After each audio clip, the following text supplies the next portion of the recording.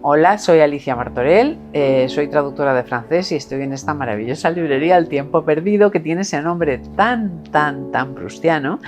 Para mí el francés ha estado presente siempre, desde muy pequeña.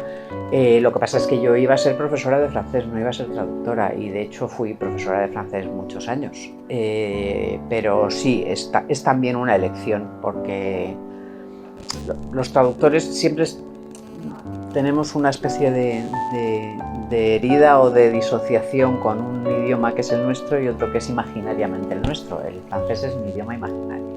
Hombre, acabo de terminar un Lyotard que ha sido súper desafiante, pero si no, este fue muy complicado. Fue muy complicado porque son complicados los libros que tienen mucho intertexto, es decir, que tienen relaciones con otros libros. El segundo sexo me dio muchísimo trabajo y es uno de los que tengo más elaborado del procedimiento, porque como he hablado después mucho de eso, he tenido que recapitularlo todo y resumirlo todo y organizarlo, entonces eso lo tengo todo muy documentado. Me pasé meses enteros en la Nacional y había muy poco material. En esa época todavía Beauvoir estaba en ese pozo del que salió muy poco después.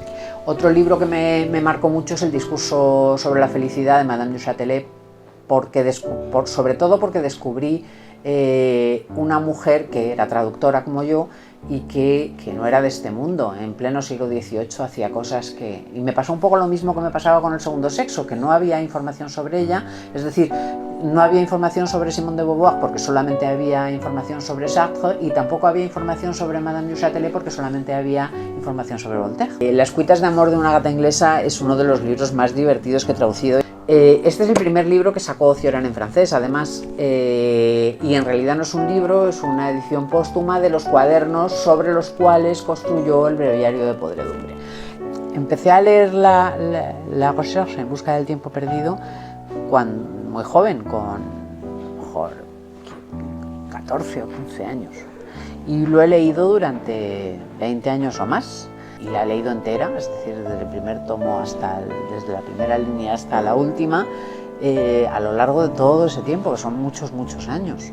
Y tú vas cambiando, además, a medida que vas evolucionando con la lectura, y vas viendo las cosas de forma diferente, entonces tienes que volver atrás y volver a leer aquella parte del tomo 1 que te marcó tanto, pero que ahora ya te marca de otra manera porque has leído otra.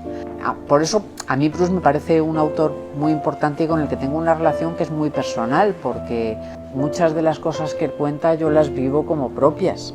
Muchas de las cosas que Barthes también vive como propias después. Cuando me propusieron traducir Días de lectura, que bueno, no eran más que 2 artículos, pero fue mucho placer, de un autor que para mí había sido muy importante. Después me propusieron el Proust de Roland Barthes y ya fue realmente una especie de baño de Proust tremendo, porque la relación entre Barthes y Proust es muy particular. A mí me recuerda mucho a la relación que yo había tenido durante todos esos años con Proust, todos esos años en los que leía En busca del tiempo perdido. Pero bueno, lo de Barthes fue muy particular. Yo el primer Barthes que lo traduje para cátedra, que fue esa de Fourier Loyola. Yo era una indocumentada, no sabía prácticamente quién era Barthes, era totalmente indocumentada.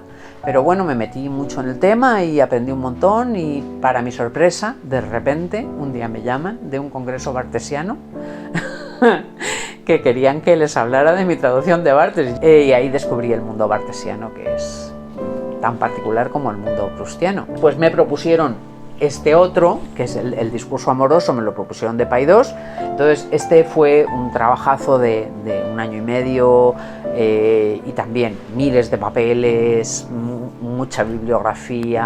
Y cuando me propusieron este fue a lo mejor 15 años después, no sé, mucho después.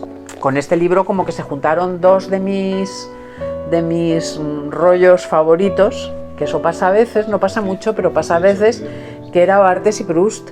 Barthes no llegó a publicar, Barthes se murió muy pronto, mucho antes de lo que hubiera debido, y nunca llegó a cuajar que publicara nada sobre Proust, pero eran como vidas paralelas de Plutarco, es decir, se podría perfectamente hacer una biografía de Proust y una de Barthes y ir juntando los hilos que tenían en común, que eran muchos. empezando por el tema de la madre, que era bastante, sí, luego todo el tema del encierro y la salida, y todo el dentro y el fuera, tenían una cosa muy parecida.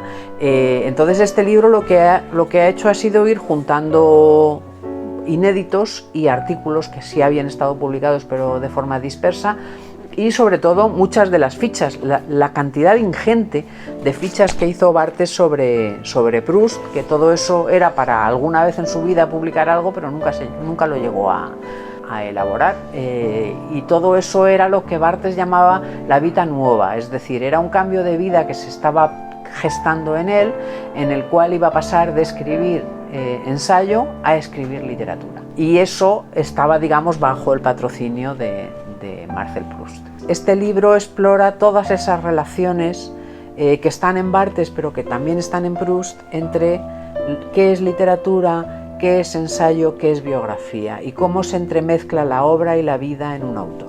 Y es para mí este libro ha sido muy enriquecedor, muchísimo.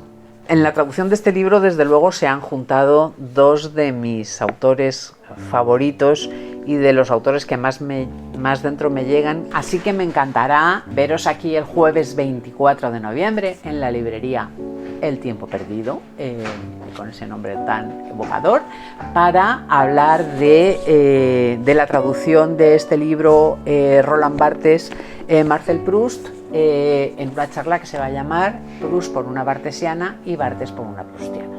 Y podremos hablar no solamente del libro, sino de traducción en general y de estos dos autores que están tan interrelacionados.